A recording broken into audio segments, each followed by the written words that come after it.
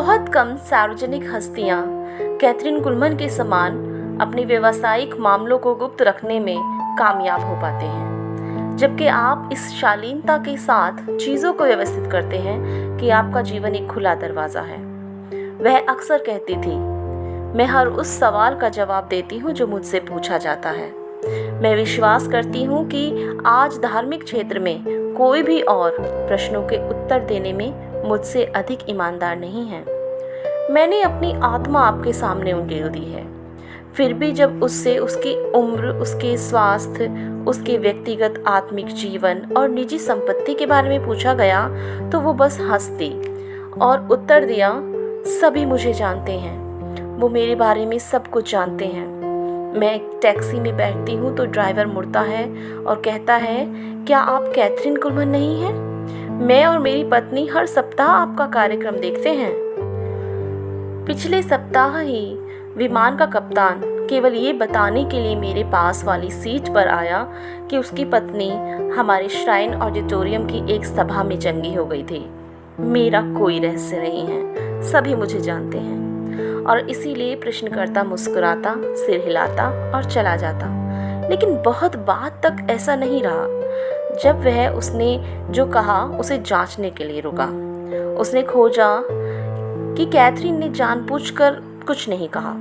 ऐसा करके कैथरीन ने उसे राजा के समान महसूस कराया। हालांकि अंत में यह स्पष्ट हो गया कि भले ही पूरी दुनिया उसे जानती थी, लेकिन बहुत कम लोग उसके बारे में किसी तथ्य को जानते थे और कोई भी उसे वास्तव में नहीं जानता था। यहाँ तक कि उसकी करीबी और 30 वर्षों से उसकी सबसे घनिष्ठ साथी मैगी हार्टनर, जो वर्षों बाद कैथरीन की तरह दिखने और बात करने लगी थी, उसने भी स्वीकारा कि कई क्षेत्रों में कैथरीन एक अजनबी थी। शायद वो यही चाहती थी, इस भोलेपन के साथ कि मेरा कोई राज नहीं है। स्पष्ट रूप से उसके पास बहुत से राज थे। जब बात उसकी व्यक्तिगत और वित्तीय जानकारी अपने करीबी लोगों को बताने की बात आती तो वह एक चालाक व्यावसायिक महिला बन जाती। वह दूसरे लोगों के समान मानव स्वभाव को जानती थी और उसने ये महसूस किया था कि अधिक जिज्ञासा अशुद्ध उद्देश्यों को बढ़ाती है। इस प्रकार वह हमेशा अपने उत्तरों में टालमटोल करती थी। अपनी सेवकाई की शुरुआत में ही उसने सीख लिया था कि इस प्रकार से बातों को गुप्त रखने में बहुत कम लोग आपत्ति करते हैं।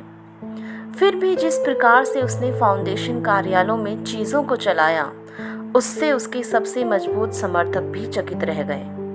1968 के आखिर में पिट्सबर्ग में कार्लटन हाउस में कैथरीन के कार्यालय की मेरी पहली यात्रा में मैं कार्यालय प्रक्रिया की असक्षमता को देखकर आश्चर्यचकित था। उदाहरण के लिए, हालांकि वह हर सप्ताह हजारों पत्र प्राप्त कर रही थी, लेकिन उसने एक स्वचालित पत्र खोलने का यंत्र उपयोग करने से इनकार कर दिया था। पिट्सबर्ग पोस्टमास्टर ने एक बार कहा था कि उसके पत्रों या मेल की मात्रा बहुत अधिक थी। यूएस स्टील के बाद यह दूसरे स्थान पर थी। उसके सचिव मेज पर पत्रों के ढेरों से घिरे हुए बैठे रहते थे, अपने हाथों में पत्र खोलने के यंत्र को लिए हुए।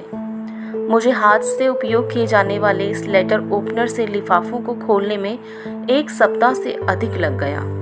मुझे 1 सप्ताह से अधिक यह पता करने में लग गया कि इन पत्रों के ढेरों के पीछे कमरे के कोने में एक षटकोणीय मेज पर, इस ढेर के पीछे कोनी सिर्जियल नामक एक सुंदर सचिव बैठी है। कोनी वही थी जो अधिकांश फोन कॉल्स के जवाब दिया करती थी। एक दिन ऑफिस के कोने से आ रही उस आवाज़ को मैं आश्चर्य से अचानक से ही पहचान गया। मेल के ढेर पर नज़र डालते हुए मैंने उसे व्यस्तता से स्टेनलेस स्टील के चाकू से लिफाफे खोलते हुए और उनकी विषय वस्तु के अनुसार छांटते हुए पास की ज़मीन पर साफ ढेर में अलग करके रखते हुए देखा। मैंने उससे भोलेपन से सुझाव दिया कि मिस कुलमन को ऑटोमेटिक लेटर ओपनर रखने की आवश्यकता है। कोनी ने मुस्कुराते हुए कहा, कार्यालय में हम सभी एक ऑटोमेटिक मशीन हैं। हम सोचते नहीं हैं, हम बस काम करते हैं। मिस कुलमन हमारा बटन दबाती हैं और हम प्रदर्शन करते हैं। यह एक स्वीकारोक्ति थी जिसके बारे में मुझे बाद में एहसास हुआ कि यह उससे कहीं अधिक सटीक थी जितना मुझे अंदाज़ा था। मैंने फाउंडेशन कार्यालय में जाने वाले बहुत से लोगों से बात की और बहुतों ने ठीक इसी प्रकार की बात कही। रोबोट, वहाँ पर वो सभी रोबोट हैं। वे मिस कुलमन के समान बोलते हैं, वे मिस कुलमन के समान हंसते हैं। वहाँ उनकी व्यक्तिगत समस्याएं पाए जाने की अनुमति नहीं है। यहाँ तक कि उन्हें अपना व्यक्तिगत जीवन जीने की भी अनुमति नहीं है। वे इतने क्रमादेशित हैं कि उन्हें आदेश देने के लिए उनके पास कैथरीन के होने की ज़रूरत ही नहीं है। वे कुछ सोचते ही नहीं हैं, वे बस उस व्यवहार का पालन करते हैं जो कैथरीन ने उनके अंदर भर दिया है, जैसे कि रोबोट की प्रोग्रामिंग कर दी जाती है। स्वचालित दास्ता या अत्यधिक वफादारी। इनके बारे में अंतर कर पाने में या तो उसके आलोचक या केवल वही लोग जानते थे जो उसके लिए काम करते थे। उनके कार्यालय का प्रबंधन करने वालों की वफादारी के संबंध में कभी कोई संदेह नहीं रहा। कैथरीन की इच्छा जाहिर करना ही उनके लिए स्पष्ट आज्ञा थी। जब एक बार मैगी हार्टनर ने अपना हेयर स्टाइल बदलने के बारे में विचार किया तो कैथरीन की तरफ से एक नकारात्मक बात उसे मिली और मैगी ने 20 सालों तक अपना हेयर स्टाइल जोड़ा ही रखा। मिस कुलमन की मृत्यु के बाद भी वही वफादारी प्रमाणित हुई। मैगी ने फाउंडेशन के काम के संबंध में कहा था, हमें कुछ भी बदलना नहीं चाहिए, हम सभी काम वैसे ही करते रहेंगे जैसे वो अभी भी यहाँ हैं। उसकी एक सचिव ने रोते हुए मुझे बताया कि उन्होंने कई सालों तक उन्हीं प्रक्रियाओं का अनुसरण किया। यदि वे कुछ और करते तो उन्हें दोषी महसूस होता। यदि कैथरीन वहाँ होती तो वह क्या करती? यही महसूस करके वो उन्हीं प्रक्रियाओं का पालन करते रहे। बल्कि उस महिला सचिव ने कहा, हम सभी उम्मीद करते हैं कि मिस कुलमन किसी भी क्षण इस दरवाजे से गुजरेंगी और हमें उसे ऐसा कुछ करते हुए पकड़ा नहीं जाना चाहिए जो कैथरीन को मंजूर ना हो।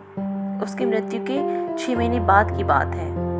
कार्यालय के लोग, मैगी, मैरिन वॉल्टर, एडमेक, सभी ने फाउंडेशन का काम जारी रखा। हालांकि ये बाहर वाले लोगों के लिए बिना इंजीनियर के लोकोमोटिव इंजन के समान था। ये इंजन पटरी पर चलता हुआ, पुलों खलिहानों को पार करते हुए, ग्रेड क्रॉसिंग को पार करते हुए, यातायात लाइट के नियमों का पालन करते हुए, ईंधन में आग जलाते हुए आगे बढ़ता जा रहा था। लेकिन इस रेल के इंजन को इसका कोई अंदाजा नहीं था कि ये कहाँ जा रहा था, वहाँ पहुँचने के बाद उसे क्या करना है, इस बीच ईंधन कहाँ से आ रहा था। यह सब इसलिए हुआ क्योंकि इंजीनियर ने कैब से बाहर निकलने से पहले किसी प्रकार के निर्देश आगे के लिए नहीं दिए थे। डेविड वेयरजिली, कैथरीन के सहयोगी पास्टर, जिन्होंने यंगस्टन में प्रचार किया था जब वो वहाँ नहीं थी, उन्होंने पता किया कि स्टेबाग स्टेडियम में साप्ताहिक सभा में कुचले और भटके हुए लोग पैसेंजर डिब्बे के रूप में अभी भी एकत्रित होते हैं, जिन पर हाथ रखने वाला अब कोई नहीं था। इन वफादार लोगों का, जो कैथरीन को पास्टर कहते थे, अंत में फाउंडेशन के अवशेष के रूप में बड़े शोक के कारण दिल टूट गया। ये एक आवश्यक कदम था। वास्तव में कैथरीन ने इस बात का पहले ही अनुमान लगा लिया था जब वो जीवित थी। एक कारक जो फाउंडेशन के कार्य की विशेषता को दर्शाता प्रतीत होता था वह था अपरिवर्तनीयता। इसकी तुलना वास्तव में गरजती हुई एक शक्तिशाली रेलगाड़ी से की जा सकती है जो पटरी पर कैथरीन के साथ दौड़ती जा रही थी और इसकी दिशा निर्देश की योजना पहले ही निर्धारित थी। इस रेलगाड़ी के पास अपने पास के सुंदर फूलों को सूंघने या प्रशंसा में पटरियों के किनारे खड़े हाथ हिला रहे लोगों से मिलने का समय नहीं था। कैथरीन ने एक बार मुझसे कहा था कि वह अपने कार्यालय को उसी तरह बनाए रखती है जैसे वह अपने धर्मशास्त्रीय पद को बनाए रखती है। उसने कहा, मुझे कुछ ऐसा मिल गया है जो काम करता है और मैं कभी नहीं बदलूंगी। अपनी शुरुआती सेवकाई में वो ऐसे व्यक्ति के रूप में जानी जाती थी जो बदलाव के लिए तैयार थी। उसके कई शुरुआती सहकर्मी यह टिप्पणी करते थे कि यह उसकी महानता का प्रतीक था। अपने धर्मशास्त्र को लचीला बनाए रखने की उसकी क्षमता थी। एक व्यक्ति ने मुझसे कहा कि वह हमेशा परमेश्वर के बारे में कुछ नया सीखना चाहती थी, लेकिन बाद के वर्षों में उसका धर्मशास्त्र अधिक रूढ़िवाद में विकसित हुआ। उसने एक बार मुझसे कहा, मैंने 20 वर्षों में अपना धर्म विज्ञान नहीं बदला, मैं इसे क्यों बदलूं? यह एक अच्छा प्रश्न था, लेकिन मुझे इसका उत्तर देने में अयोग्यता महसूस हुई, क्योंकि मैं उसके जितना रास्ते पर नहीं चला था जितना वो इस रास्ते पर चलती थी। जब मैंने टिप्पणी की कि मैं एक चमत्कारिक सभा में शामिल हुआ जो रिचर्ड और रोज ओवलेन ने बाल्टीमोर में अपने लिविंग रूम में की थी, सभा के आकार और तीव्रता को यदि छोड़ दिया जाए तो ये किसी भी तरह से कैथरीन की सभा से अलग नहीं थी। इस बात पर कैथरीन बस हंस पड़ी और कहा, डिक और रोज पवित्र आत्मा के बारे में जो कुछ जानते हैं वो उन्होंने मुझसे ही सीखा है। यही कारण है कि उनका धर्मशास्त्रीय नियम मेरे समान ही सीधा है। ये बिल्कुल वैसे ही है। डेविड विल्करसन ने एक बार मिस कुलमन की तुलना जनरल विलियम बूथ से की थी, जो साल्वेशन आर्मी के संस्थापक थे और सांड के समान गुर्राने वाले एक ऐसे व्यक्ति थे जिनमें उन लोगों के प्रति धैर्य नहीं था जो उस तरीके में विश्वास नहीं करते जिनमें विलियम बूथ खुद विश्वास करते थे, या परमेश्वर का काम उस तरह से वो लोग नहीं करना चाहते थे जिस प्रकार विलियम बूथ ने खुद किया। ये सब उस अधिक तीव्रता के साथ था जिससे कैथरीन ने अपनी सेवकाई व कार्यालय चलाया। उसने हठ धर्मिता से कहा, मैं अपना धर्मशास्त्र नहीं बदलूंगी और ना ही मैं अपने तरीके बदलूंगी। जब मैंने उससे स्वचालित पत्र खोलने के यंत्र के बारे में पूछा तो उसने कहा, मैं व्यक्तिगत स्पर्श बनाए रखना चाहती हूँ। शुरुआती दिनों में मैं सारे पत्रों को खुद खोलती थी, लेकिन अभी मेरे पास समय नहीं है। वह अक्सर पवित्र आत्मा में होकर खुद से बात करती थी। मैं नहीं चाहती कि लोग ऐसा सोचें कि जब वो कैथरीन कुलमन को पत्र लिखते हैं तो उन्हें मशीनें खोलें।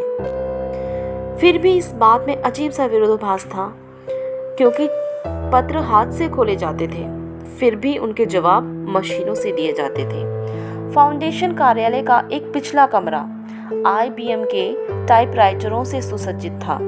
कैथरीन ने बहुत सारे सामान्य उत्तर निर्देशित किए हुए थे जो अधिकांश लेखकों के पूछे गए प्रश्नों के जवाब होते थे।